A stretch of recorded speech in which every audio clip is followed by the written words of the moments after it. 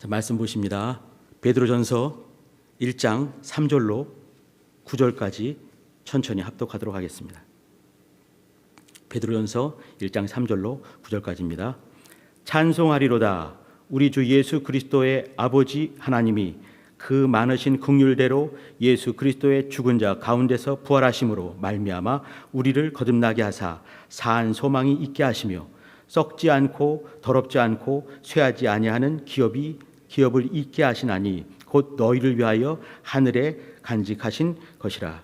너희가 말세에 나타내기로 예비하신 구원을 얻기 위하여 믿음으로 말미암아 하나님의 능력으로 보호하심을 입었나니 그러므로 너희가 이제 여러 가지 시험을 인하여 잠깐 근심하게 되지 않을 수 없었으나 오히려 크게 기뻐하도다.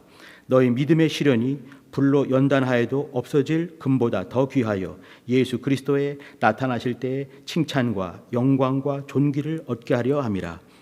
예수를 너희가 보지 못하였으나 사랑하는도다. 이제도 보지 못하나 믿고 말할 수 없는 영광스러운 즐거움으로 기뻐하니 믿음의 결국 곧 영혼의 구원을 받음이라. 아멘. 오늘 같이 나눌 말씀의 제목은 정문 같은 신앙입니다. 세상이 지금 바뀌고 있는 것 우리 성도님들 보이시지요? 세상이 바뀌어지고 세상이 바뀐다는 얘기는 문명 문화가 바뀐다는 것보다 먼저는 생각입니다. 생각이 바뀌고 있는 것이죠. 또 교회를 향한 사람들의 생각도 바뀌어지고 있습니다. 그러면 우리 교회도 마땅히 바뀌어져야 또 옳다고 생각이 됩니다. 본질적인 교회의 모습은 바뀔 수가 없겠지요. 그러나 교회가 갖고 있는 지금까지 우리 136년 우리 한국교회 복음이 들어온 지 말이죠. 이게 정체되어 있고 또 만들어진 어떤 생각이 우리 안에 있었다 한다면 다시 한번 돌아볼 때가 된 것 같습니다. 사실은 한 30년 전에 이런 생각을 했으면 얼마나 좋았을까 하는 생각을 한번 해보기도 합니다. 1995년 이후부터 한국교회는 성장이 멈췄다 이렇게 했습니다. 그럼 그때부터 사실은 심각하게 우리는 고민했어야 되는 것이지요. 그런데 길을 놓친 것이 없지 않아 있는 것 같습니다. 지금 이때 우리 교회는 어떠한 모습이 참으로 진실로 하나님께서 원하시는 모습인가 돌아봐야 될 것 같습니다. 요즘 고강도 사회적 거리두기 운동을 하고 있습니다. 그냥 그 사회적 거리 운동이 아니라 고강도 이런 말을 쓰고 있습니다. 이러면서 이제 사회적 거리 두는 거, 사실 인생들은 말이죠, 사람들과 얼려서 사람들과 이렇게 관계를 맺으면서 사는 존재가 인간들 아니겠습니까? 근데 사람들 만나는 것이 겁이 나는 그 시대가 되고 말았던 것이에요. 이때 고강도 사회적 거리 두게 되면서 우리는 어느 순간에 교회와 나와의 거리를 두는 것이 아닌가. 좀 더 나아가서 하나님과 나 사이까지도 큰 구렁을 만드는, 갭을 만드는, 거리를 두는, 고강도 거리를 두는 것은 아닌가 생각을 한번 해보게 됩니다. 릭 워렌 목사님이 이런 말씀을 하셨습니다.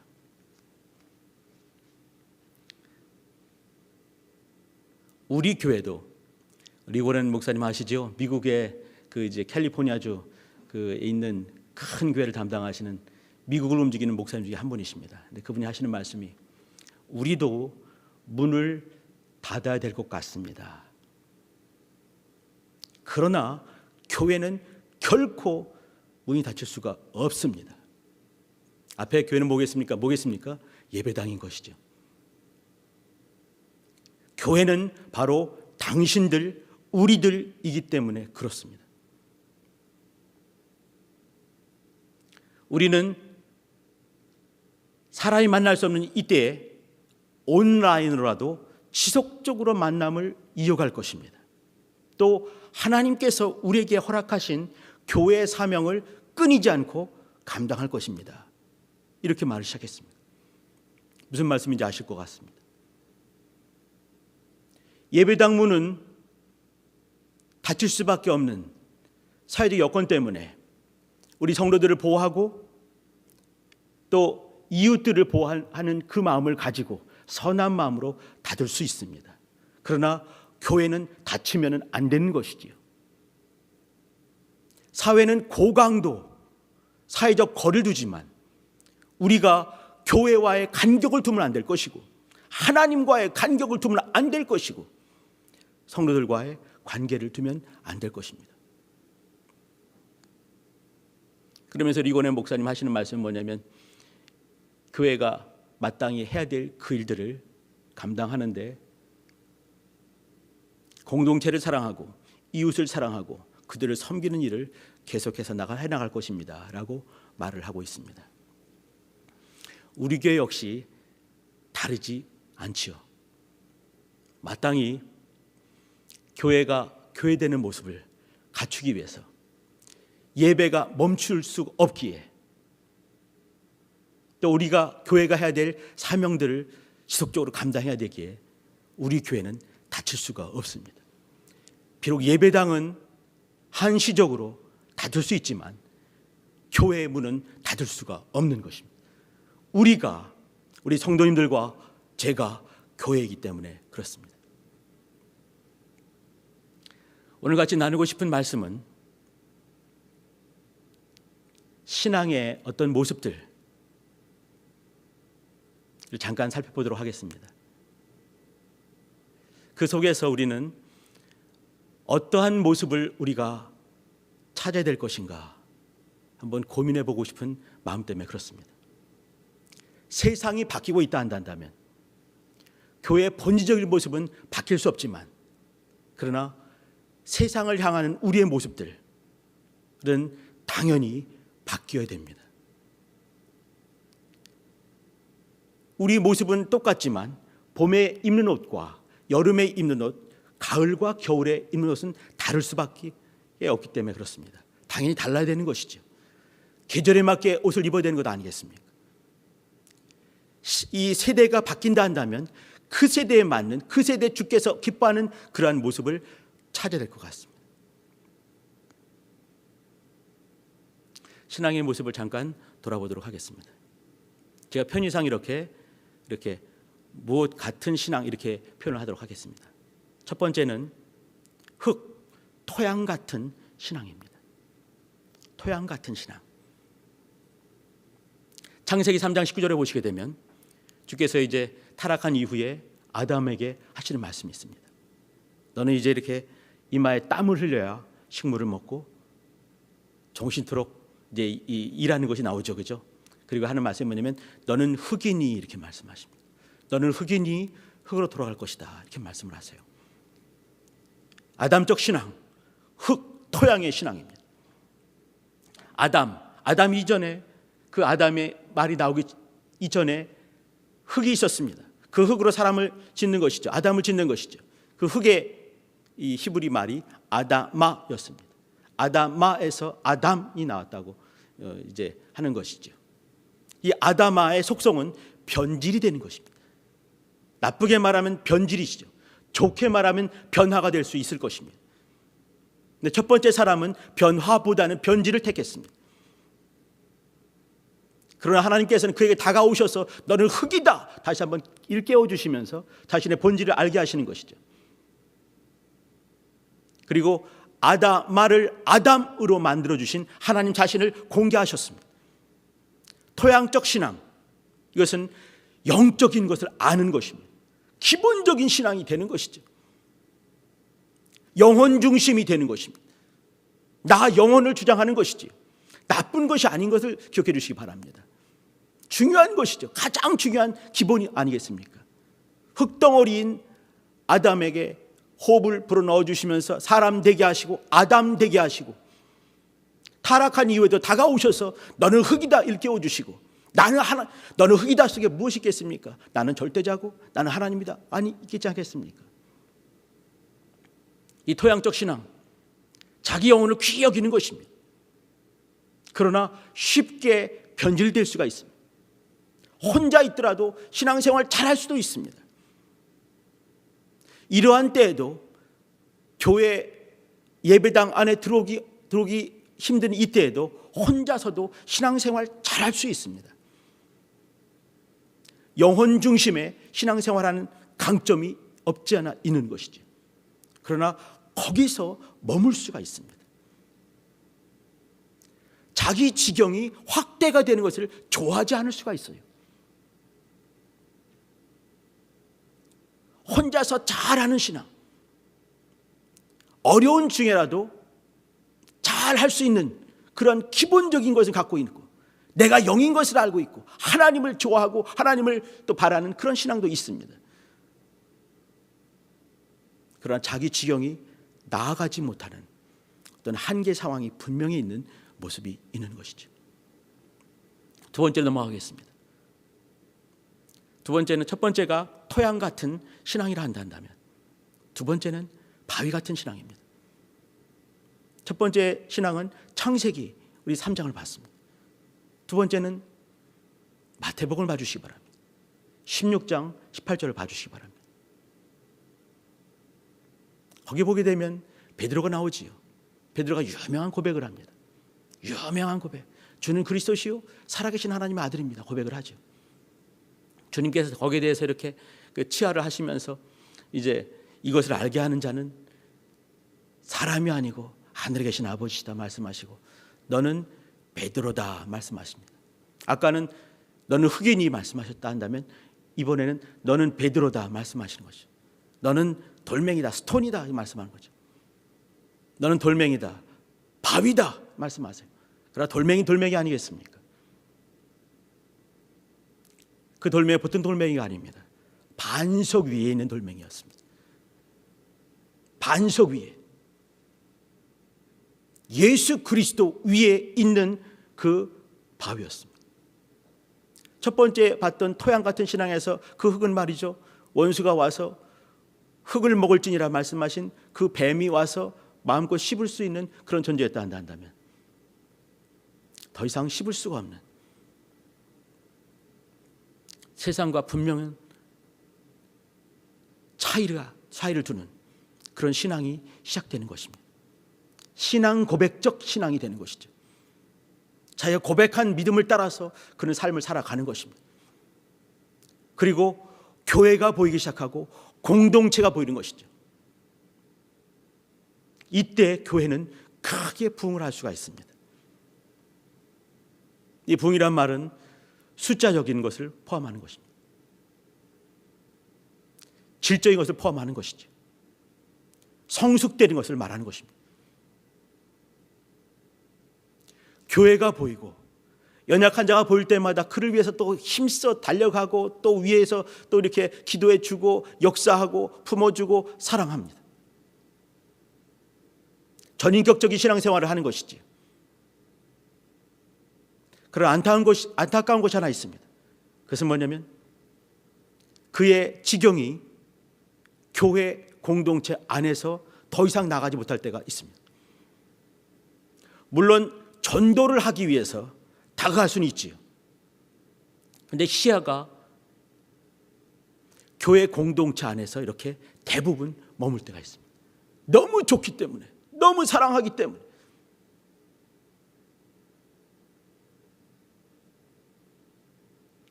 단단한 모습과 세상과 구별된 모습 분명히 있지만, 그러나 세상까지 그의 지경이 뻗치지 못하는, 전도의 대상으로는 보지만 더 이상 나가지 못하는 그런 모습이 있습니다.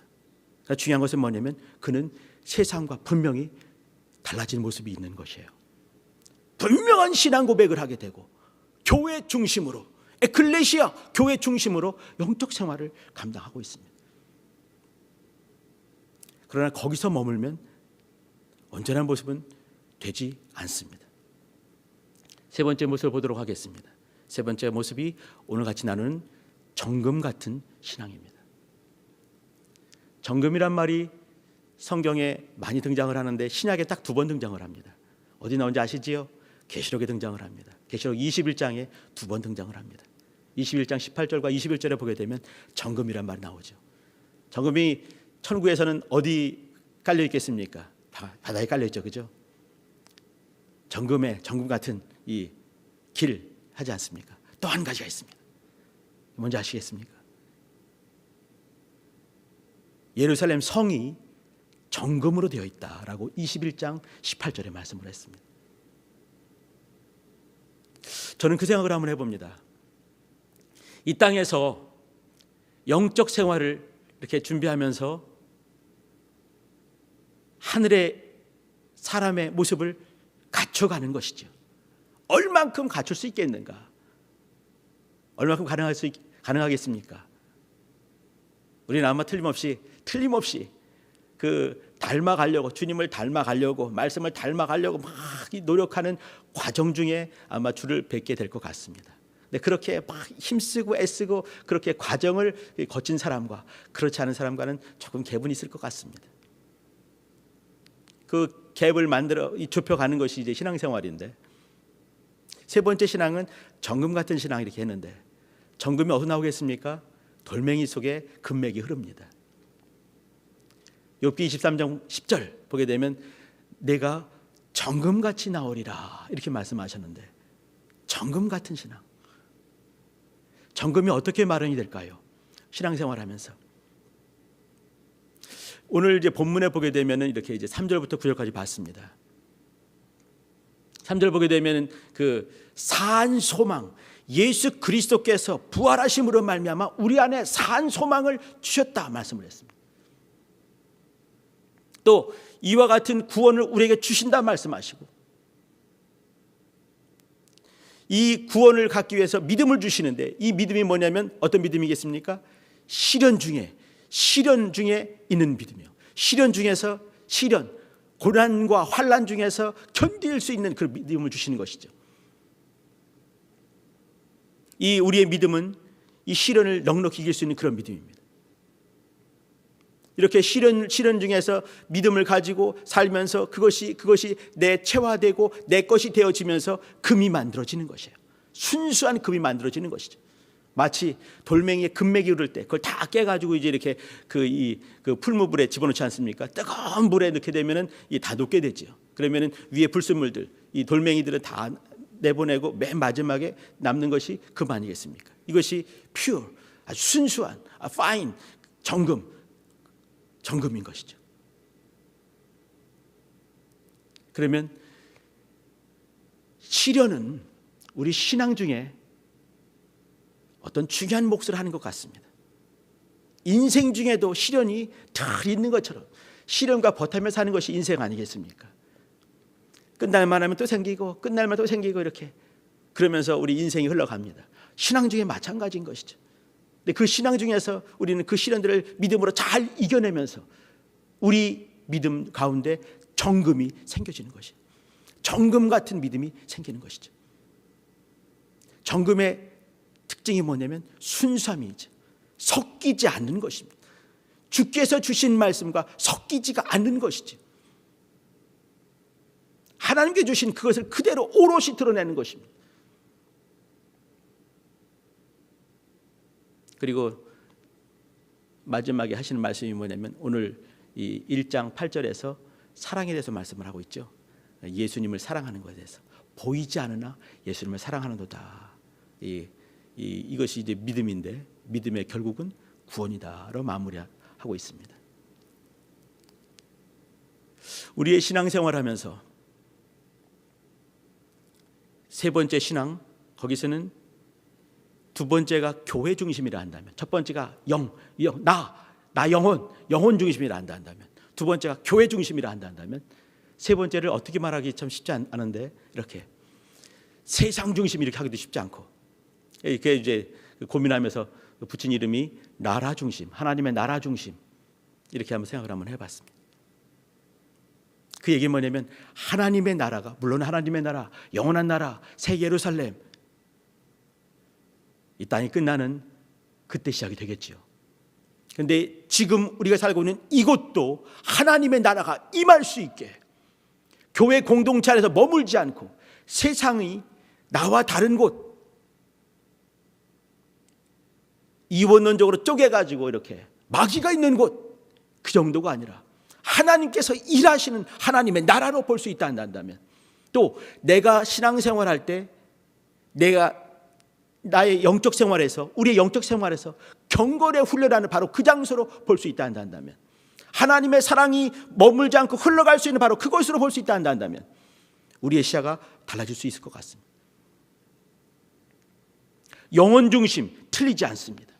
교회 중심 맞습니다.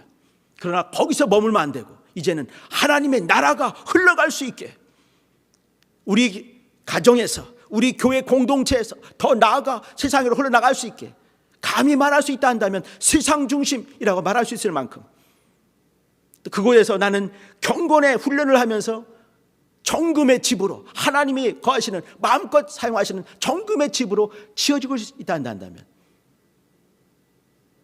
하나님이 기뻐하는 그러한 교회의 모습이라고 저는 확신합니다.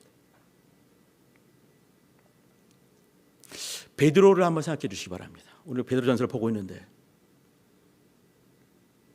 어느 날 갑자기 예수님께서 부르셨습니다.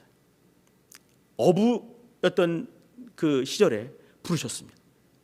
그리고 10년 가운데 꿈을 탁 던져놓으시죠. 나를 따라오너라 말씀하시고 내가 너를 사람 낚는 어부가 되게 하리라 탁 던져주셨습니다. 사람 낚는 어부, 비린내 풍기는 물고기 잡는 어부가 아니라 사람을 낚는 어부가 하겠다고 어떤 분이 오셔서 말씀하셨습니다. 예수님이시죠. 열심히 쫓아다녔습니다. 그 기간 동안에 예수를 눈으로 보는 것이죠. 그분이 하시는 놀라운 이적들을 다 봤습니다. 하늘의 비밀스러운 말씀들을 가장 가까이서 봤습니다. 이적의 중앙에서 이 오병이어 만들 때 떡 갖고 날랐습니다. 어느 순간에는 물이 걷기도 했습니다. 죽은 자가 발견한 걸 보기도 했습니다. 그 안에 믿음이 없었겠습니까? 근데 어느 순간에 나는 저를 모른다 할 수가 있는 것이에요. 그것이 토양의 신앙의 한계입니다.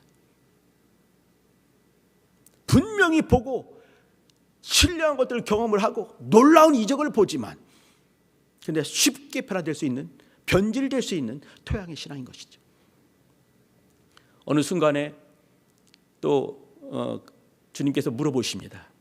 사람들이 나를 누구라고 하느냐? 너희들은 나를 누구라고 하느냐 물어보셨습니다. 너는 이게 아니라 너희들은 물어보는 거죠. 저는 그 속에서 이 고백이 물론 개인의 고백이 당연히 맞습니다.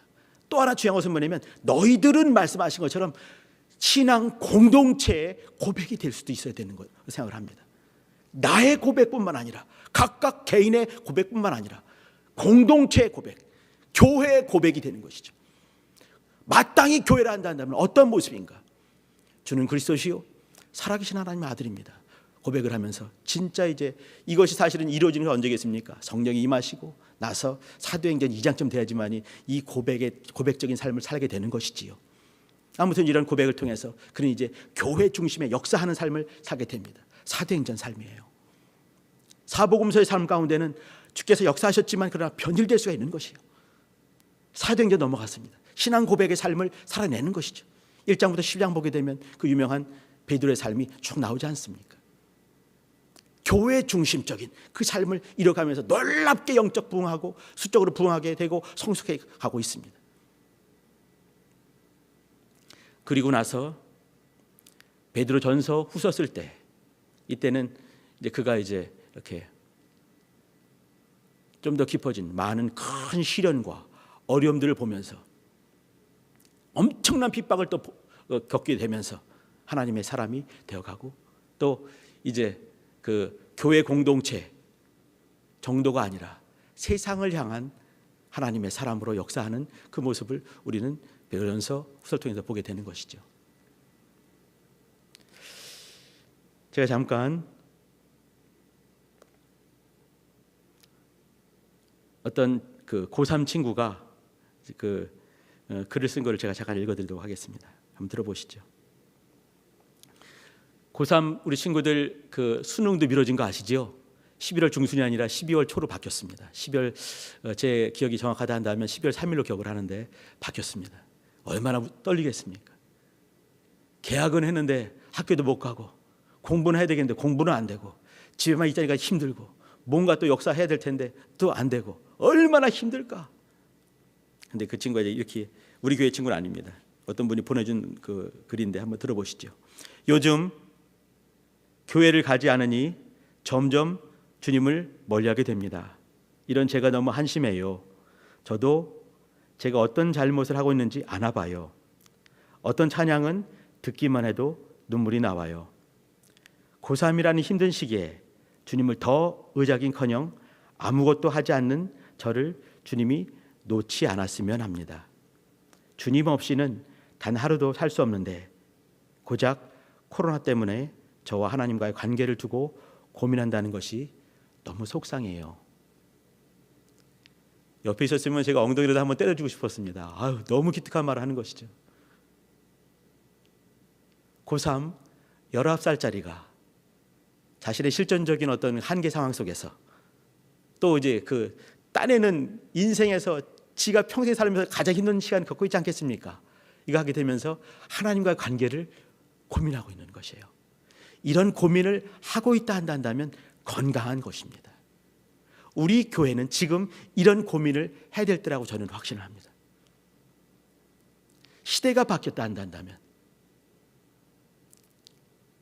우리 교회는 시대에 맞는 옷을 입을 필요가 있는 것이에요. 이거는 교회는 시스템이나 조직이 아닙니다. 그러면 각각 영혼들이 바뀌어야 되는 것이에요. 내가 바뀌지가 않으면 우리 교회는 백날 첫날 바뀌지 않습니다. 우리 너무너무 잘 알지요.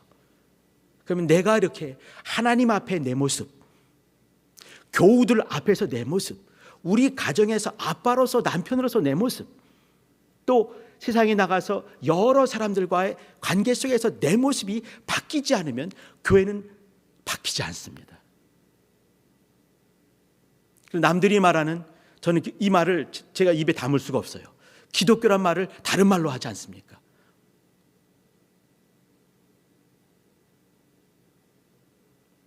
이때 우리는 고민을 심각하게 해야 됩니다. 나 영혼 중심에 머물 것인가? 그저 교회 말하면서 교회 중심으로 머물 것인가? 아니면 세상으로까지 우리의 지경을 확대시키면서 바뀌어 나갈 것인가? 지금 사순절 기간이라고 합니다. 우리 성도님들 사순절이라는 말 들어보셨나요? 사순절이 어떤 날이겠습니까? 사순절, 오순절은 들어보셨지요? 오순절은 이제 부활주일날 이제 지나서 50일 지난 다음에 성령 강림절, 맥주감사절 때 아니겠습니까? 지금 이제 사순절의 마지막 주간이거든요. 사순 40일입니다. 보통 40하게 되면 뭐 40년 광야 생활, 40일 또 금식기도 하신 예수님, 또 40일 동안 또 금식기도 했던 모세 얘기들 또 여러 가지 많이 있죠. 40하게 되면 고난 아니겠습니까? 2주간 금요일에 주님께서 십자가 달리시는 날입니다. 그걸 역순으로 해서 40일 계산하는 거죠. 보통 한 2월 한 26쯤 된 것 같습니다. 수요일로 시작을 하죠. 보통 재수요일 이렇게 말하는데 그때부터 40일, 주일 빼고 40일간을 이렇게 주님의 고난당하심, 죽으심에, 고난당하심에 동참하겠다. 동참 불가능하지요. 뭐겠습니까? 교육하고 훈련하는 것이에요. 옛날에 우리 교회는 이렇게 했죠. 이렇게 어떻게 감히 예수님의 그 십자가의 고난에 동참할 수 있냐? 사순절이라는 말은 성경에 등장하지 않습니다. 그런데 교회 공동체는 일찌감치 초기 교회 시절에 이런 날을 정해서 주님의 죽으심을 기억하고 십자가의 고난을 기억하면서 자기를 돌아보고 회개하는 시간들을 가져왔습니다. 이것을 보통 전통 이렇게 말하죠. 우리는 전통을 무시해버렸습니다. 그러나 교회가 이렇게 가져온 아름다운 전통은요, 갖고 갈 필요도 생각이 됩니다. 초기 교회 시절에는 말이죠, 이렇게 사순절 기간 동안에 이때는 고기 먹지 않았습니다. 물고기 먹지 않았습니다. 우유 먹지 않았습니다. 계란도 먹지 않았습니다. 화려한 옷 입지 않았습니다. 연극, 텔레비전 없으니까 연극 이런 거 보지 않았습니다. 노래하지 않았습니다. 춤추는 거 금했습니다. 하루에 점심 지나고 저녁 되기 전에 그 사이에 한 끼를 먹었습니다. 이렇게 하면서 사순절 주님의 그 고난에 동참하면서 주님이 우리를 위해서 이루신 것을 기념하고 기억하면서 회개하고 돌이키면서 훈련하고 또 교육을 이어갔습니다. 제가 이 시간에 이렇게 사순절 말씀드린 이유는 다음 주 주일입니다. 부활주일입니다. 남은 한 주간만이라도 우리 교회가 마땅히 어떠한 교회가 될 것인가 깊이 한번 고민했으면 좋겠습니다. 나 영혼을 중심으로 해서, 우리 교회를 중심으로 해서, 또 세상 하나님의 나라를 중심으로 하면서 토양적인 신앙 더하기 교회적인, 그리고 바위 같은 신앙, 정금 같은 신앙 기억하시면서 내가 마땅히 어떠한 모습을 가질 것인가 한번 고민해 주시기 부탁드립니다. 이 젊은 친구, 19살 먹은 친구가 이렇게 자기 실존적인 고민 앞에서 주님과의 관계 속에서 고민하는 것처럼 고민해야 될 것 같습니다. 우리는 다시 만난 날을, 우리가 다 같이 모일 날, 우리가 이렇게 어느 날 예배당 문을 닫았지만 다시 열기 쉽지 않습니다. 준비를 해야 됩니다. 준비는 뭐냐면 세상이, 우리가 이렇게 우리 교우들을 보호하고 세상을 보호하는 그런 섬김의 마음을 가지고 문을 닫았습니다. 다시 열 때는 열매에 대한 합당한 이유를 보여줘야 되는 것이에요. 우리 교회가 마땅히 지금 문을 여는 그 이유,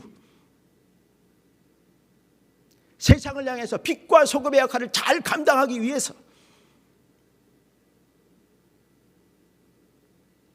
온전한 모습을 보여주면서 우리 다시 문을 여는 합당한 이유를 보여줄 수 있어야 된다고 생각을 합니다.